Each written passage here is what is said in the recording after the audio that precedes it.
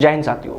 एक तरफ लंबे समय से सेना भर्ती रैली और एग्जाम पर रोक के चलते युवा परेशान हैं, वहीं दूसरी ओर सेना में ही कुछ लोग ऐसे भी भर्ती हो गए हैं जो दूसरे सिविलियन यानी दलालों के साथ मिलकर इन युवाओं को ही ठगी का शिकार बना रहे हैं।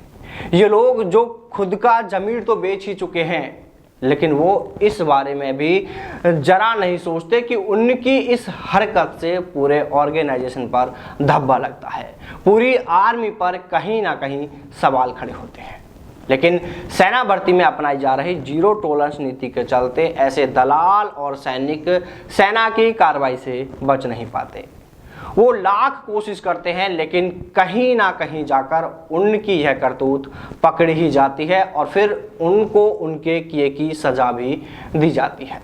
साथियों, आज जो खबर हम आपको बताने जा रहे हैं उसमें सेना के ही 2 हवलदारों ने युवाओं को सेना में भर्ती कराने के नाम पर उनसे ठगी की है और उन्हें अब सीबीआई ने पकड़ लिया है। यहाँ पर केंद्रीय जांच ब्यूरो यानी सीबीआई ने इंडियन आर्मी में मल्टीटास्किंग स्टाफ यानी एमटीएस की भर्ती में कथित रिश्वतखोरी के आरोप में सेना के 2 हवलदारों को गिरफ्तार कर लिया है। अधिकारियों ने बीते दिनों इस मामले के बारे में जानकारी दी है। उन्होंने बताया कि सेना के एक संयुक्त अभियान में सीबीआई ने बीते मंगलवार की रात उन 2 हवलदारों को गिरफ्तार कर लिया है जिन्होंने कथित तौर पर चयनित उम्मीदवारों से यह कहकर पैसे मांगे कि उनके कागज अधूरे हैं।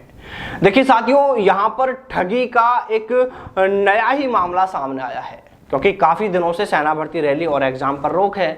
तो ऐसे में जो युवा अभी एग्जाम में शामिल होंगे उनमें से हर एक युवा यही चाहता है कि किसी भी तरह इस बार मेरा सेना में चयन हो जाए, और वो इसके लिए पैसे भी देने के लिए तैयार है।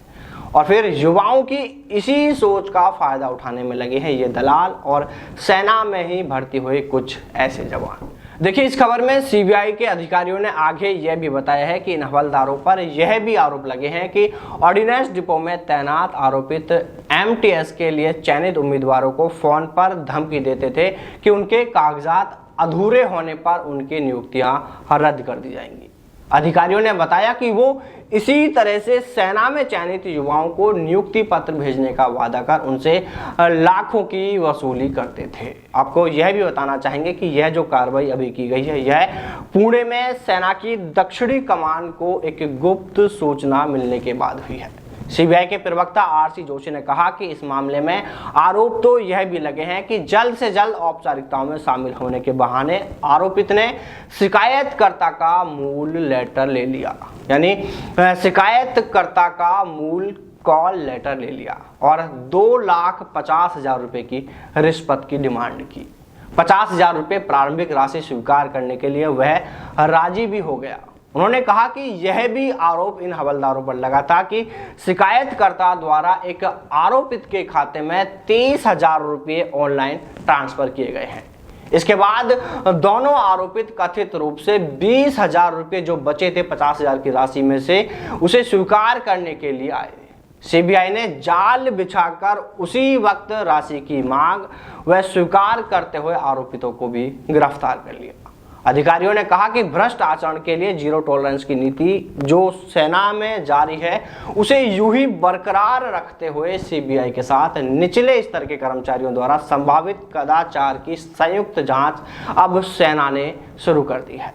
एक अधिकारी ने कहा कि इस तरह के कदाचार से निपटने के लिए सेना के सख्त नियम हैं और अपराधियों के खिलाफ इस तरह की कड़ी कार्रवाई पहले भी की जाती रही है और आगे भी की जाती रहेंगी। अगर उन पर लगे आरोप सही साबित होते हैं तो उन पर कड़ी कार्रवाई की जाएगी। देखिए साथियों, अभी यह जो मामला है यह जांच का विषय है। जल्द ही इसके बारे में आगे जो भी अपडेट हमें मिलेगा तो हम आपको उससे भी अवगत कराएंगे, जिसमें यह पता चलेगा कि जो हवलदारों पर आरोप लगाए गए हैं वो सही हैं या नहीं, और उसी के आधार पर आगे की कार्रवाई भी की जाएगी।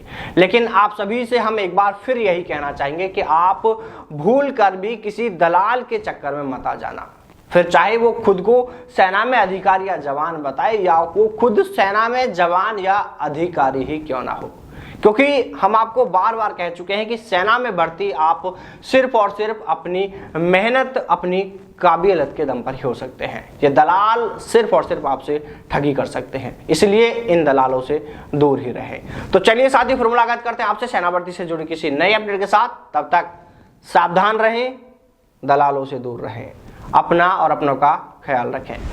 जय हिंद, जय भारत, वंदे मातरम।